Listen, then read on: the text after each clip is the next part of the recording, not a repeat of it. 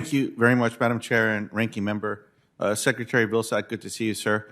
As you know, New Mexico is currently facing the largest fire in our state's history, having now burned over 311,000 acres and directly impacting farmers, ranchers, families, and rural communities across the state.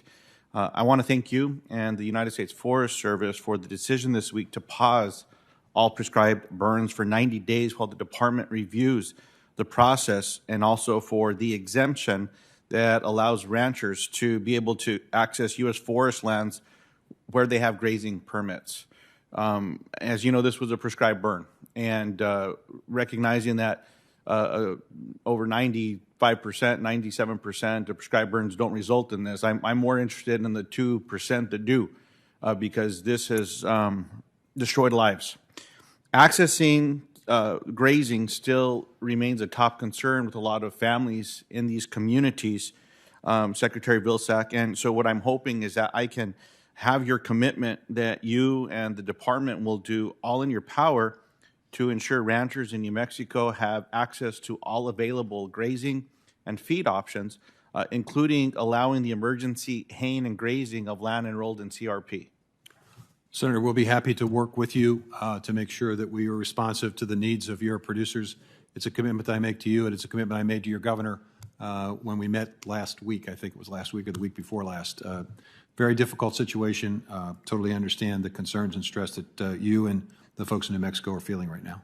I appreciate that, Mr. Secretary. And the other area that I've been hearing from farmers is that they are being told they are not eligible for prevented plant payments this growing season because of changes to the crop insurance program made by the Trump administration. As farmers and ranchers across the West, and especially in New Mexico, continue to deal with historic drought and now wildfires, I find it very concerning that this vital risk management tool would remain unavailable to the producers who need it most. And so, Mr. Secretary, has the Biden administration examined the Trump administration's change to this program? And if so, why was the decision made to keep the change in place? Senator, I think you're referring to preventive planning and the 1 in 4 rule.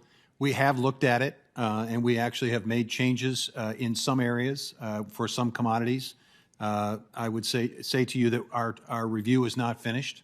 We need to continue to look for ways in which we can create flexibility for the very reason that you've addressed. So yes, changes have been made, and I suspect and anticipate that there will be additional changes forthcoming. I appreciate that. Where there's a lot of rain and water, I can understand with what the goal was to try to phase a little bit of this out. But back west, where we don't have water, and now where families were devastated because of fire, if they were in 3 years of drought, the formula's kicking in. It's just a kick in the face. And so I appreciate the work you're doing in this space and look forward to working with you in there as well. The watersheds back in New Mexico, as you know, our water, for the most part, from small communities comes from watersheds up in the mountains. We depend on that snowpack, and we do our due diligence to keep it clean and keep it flowing and get it to the plant so we can get it to families. Now, small, historically underserved communities in New Mexico are not only continuing to combat active fires, but as monsoon season approaches, having to quickly pivot to examine the damage done to our watersheds.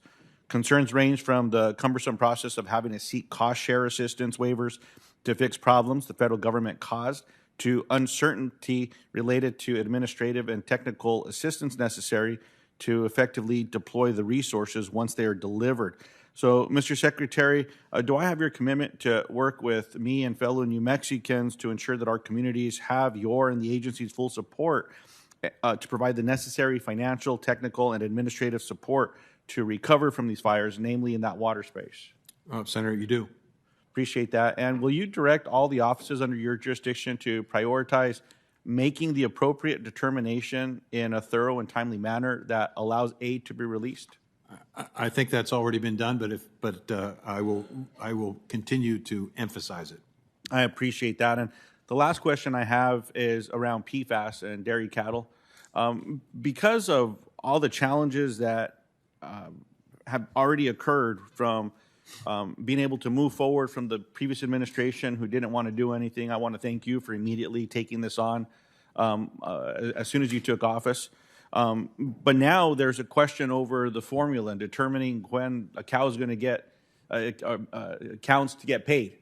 Now, because of the reality, if you can explain to me how USDA came to the decision associated with the timing of payments for cattle versus when these cows were determined to be contaminated, it's a little different than, you know, a healthy cow, I would say, or a healthy dairy cow. This is very different. And explain why the cow shouldn't be paid the rate the day the cows were deemed contaminated. Senator, I appreciate the question. First of all, as you know, we inherited a rule that would not have allowed for a reimbursement for the value of the cow. And in fact, what was done was basically pay for the milk that was contaminated. And we continued to do that until we finally realized that really what we had to do was to actually pay for the cow. So dairies have received a significant amount of resources, in some cases millions of dollars of resources, for the milk that was contaminated. We're using the livestock indemnity program structure, which basically provides for the way in which this the valuation is calculated. The difference between that and the livestock indemnity program is that instead of 75% of the value, we're awarding 100% of the value. And we also made a decision to allow for reimbursement of cattle even before the rule that were contaminated, even before the rule was in place. So we think we've taken 3 steps: providing compensation for the milk, 100% of the loss, as well as covering cows even that were contaminated before the rule was put into place, which we think is a fair and reasonable allocation of resources and fairness to the dairy industry in your state. I appreciate that. Madam Chair, I see my time is more than expired.